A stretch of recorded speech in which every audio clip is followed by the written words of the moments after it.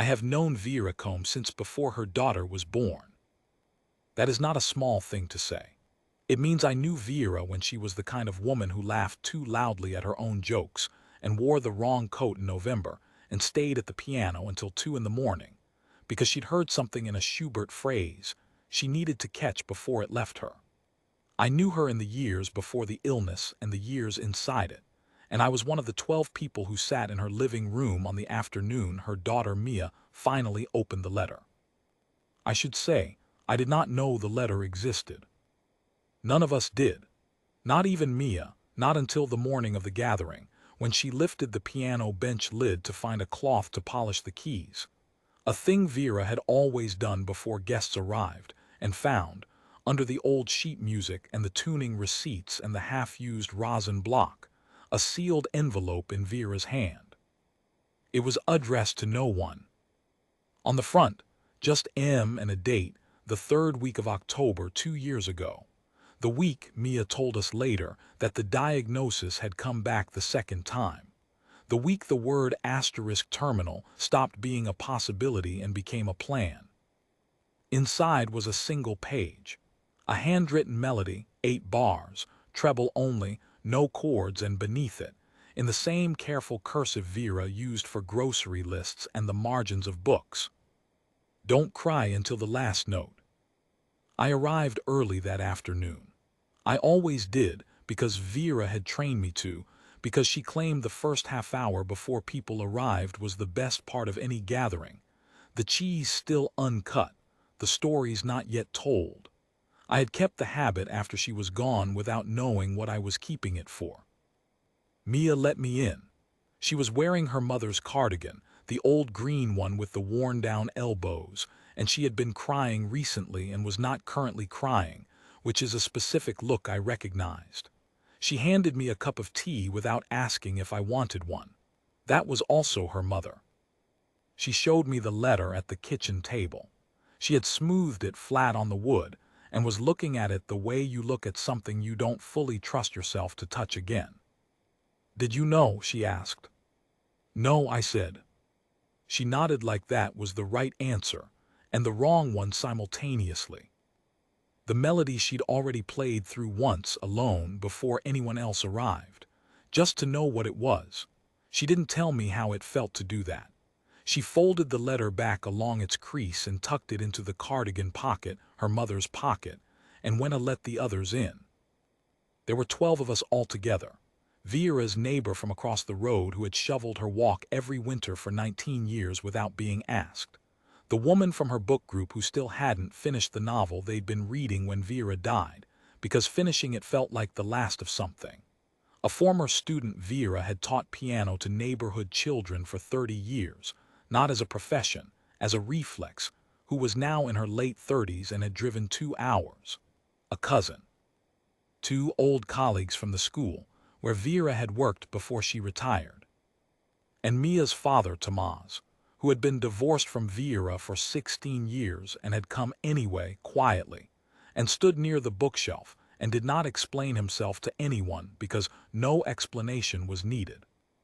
We ate and talked and told the stories you tell. The loud coat, the 2 in the morning piano, the time she had argued with a parking warden for 20 minutes over a 50-cent fine and somehow made him laugh. The former student told a story I hadn't heard, a lesson she'd had at age 9, when she'd given up on a piece mid-phrase and pushed back from the keys and said she couldn't. Vera had sat beside her on the bench and played the same phrase, wrong deliberately, 3 times in a row, each version worse than the last until the girl laughed. Then, see. Now you try. The room laughed at that. The cousin said that was exactly her, and the neighbor said exactly her, and it was also the thing none of us would ever have said about Vera before she was gone, which is that she had known, always, the exact prescription for each particular surrender. The room was warm. The cheese was eventually cut. Vera, who had been very good at rooms, would have found it satisfactory. At some point the conversation thinned the way it does, not into silence, just into something quieter, people holding their cups and looking at the photographs on the sideboard. Mia stood up. She didn't say anything. She didn't need to. She moved to the piano, the old upright in the corner that Vera had refused to replace, because the action on the keys had worn into the exact resistance her hands expected, and she sat down on the bench and took the letter from the cardigan pocket and unfolded it on the music stand. The room went still. Not the polite still of an audience waiting. The other kind. The kind where everyone understands something is about to happen that they will not be able to describe correctly afterward. She looked at the page for a long moment.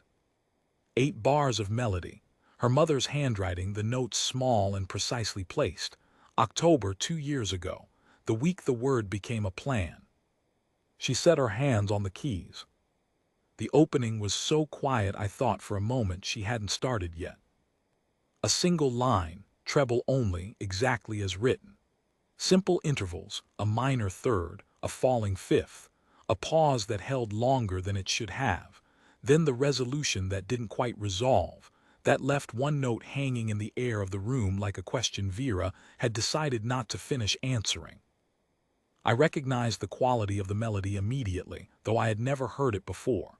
Vera had that ability. She could write something with the specific gravity of a thing that had always existed, the way certain sentences feel translated rather than composed. This was not a performance piece. It was not a study.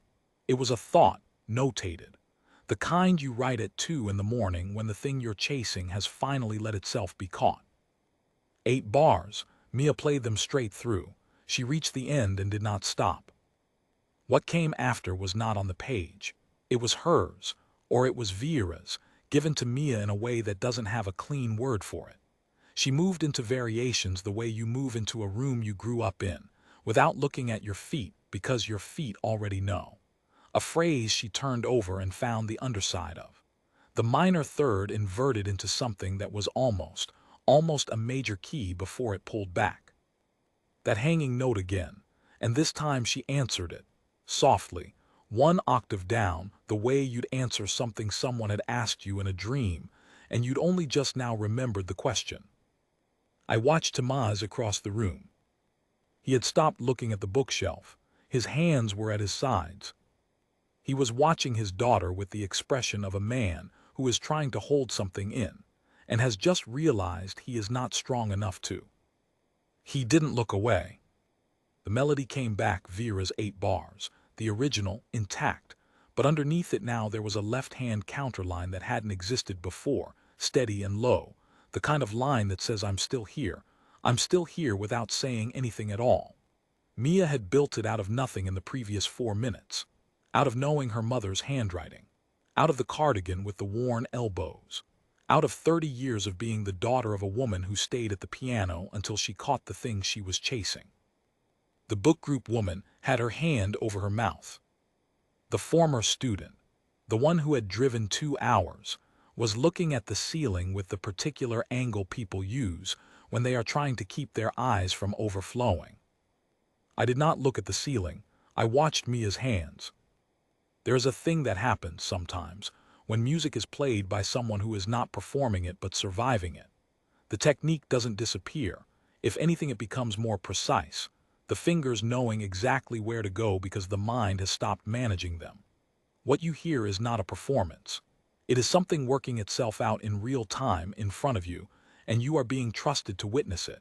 And that trust is the most intimate thing a room full of near strangers can be asked to hold. We held it. Mia took the melody into a final pass, slower now. The hanging note returned, the one Vera had left unresolved, the question at the end of her 8 bars, and this time Mia let it sit. She let it breathe. She let it be what it was, a mother writing a melody in October and knowing she would not be there when it was played, and leaving room anyway for the answer she trusted her daughter would find. The last chord was quiet enough that the traffic outside was louder. She held it for 3 full breaths. Then she lifted her hands from the keys and sat very still, looking at the page on the music stand. No one moved. Not for a moment, not for several. I couldn't have told you how long.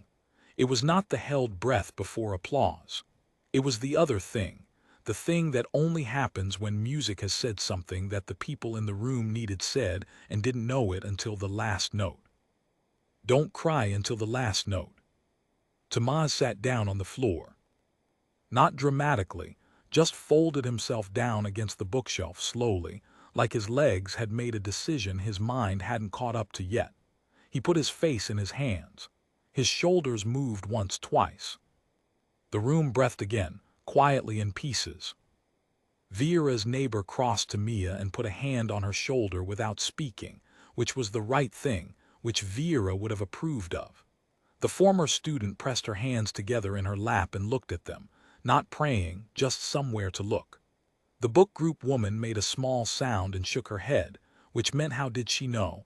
How did she always know? I sat with my cold tea in my hands and thought about October, 2 years ago. I thought about Vera at this piano at 2 in the morning, chasing a phrase, and I thought about the specific quality of mind it takes to sit down in the week of the worst news of your life and write a melody you know you will never hear played, and to add 7 words at the bottom, and to seal it, and to leave it where her daughter's hands would find it. Don't cry until the last note. She wasn't telling Mia not to cry. I understood that now. She was giving her a place to aim for. Mia finally turned on the bench.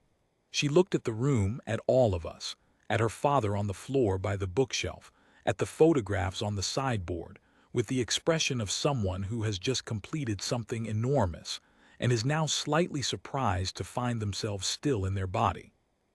She reached into the cardigan pocket and took out the letter. She folded it once along its crease. Then she opened the piano bench, and she placed it back on top of the sheet music and the tuning receipts and the half-used rosin block, and she closed the lid. Not to hide it. To keep it where her mother had kept it. Right, she said, to no one in particular in her mother's voice. Is there any more tea? Tomas laughed from the floor. It was not a happy laugh, and it was not an unhappy one. It was the kind of laugh that comes out of grief when grief has been properly expressed and the body needs to do something else with the air.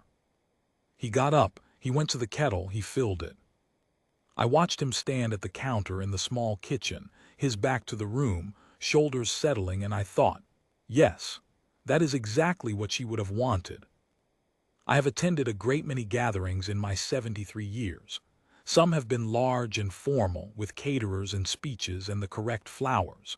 Some have been small and improvised, with cold food and too many coats piled on a chair. Most I remember in fragments, a face, a sentence, the quality of the light. I will remember that afternoon whole. Not because of what Mia played, though I will carry it, but because of what Vera did in October when she still could. Because she knew her daughter well enough to know that grief, left without direction, becomes a room with no door. And she built her one.